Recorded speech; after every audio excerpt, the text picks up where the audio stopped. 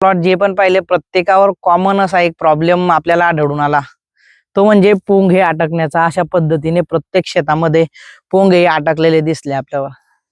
तर म्हटलं याच्यावर आपण एक व्हिडिओ बनवून घेऊ, याच्यावर पर्याय सांगून देऊ शेतकऱ्यांना।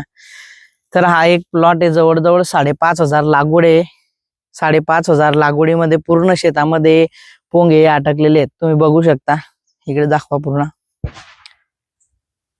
तर हा जो प्रॉब्लेम आहे हा बऱ्याच शेतांमध्ये खूप मोठ्या प्रमाणावर चालू आहे।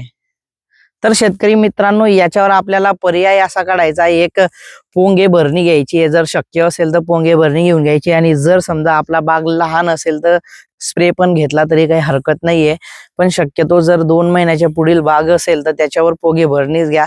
तर पोग्या भरणीमध्ये आपल्याला घ्यायचं आहे शेतकरी मित्रांनो कॅल्शियम बोरॉन। चिलेटेड फॉर्म मध्ये असलं तर बेटर, आणि जर समजा चिलेटेड भेटलं नाही तर साधं लिक्विड ऑक्साईड कॅल्शियम सुद्धा चालेल शेतकरी मित्रांनो।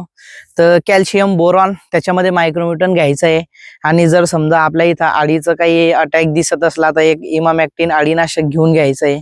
असा एक पोगे भरणी किंवा एक स्प्रे तुम्ही काढू शकता शेतकरी मित्रांनो। आणि हा स्प्रे काढल्यानंतर आपली जी पोंगे अटकण्याचा जो प्रॉब्लेम आहे तो बऱ्यापैकी सॉल्व्ह होऊन जातो, आणि त्याच्यामुळे आपली पोगे सरळ निघत असतात आणि बाग थांबत नाही।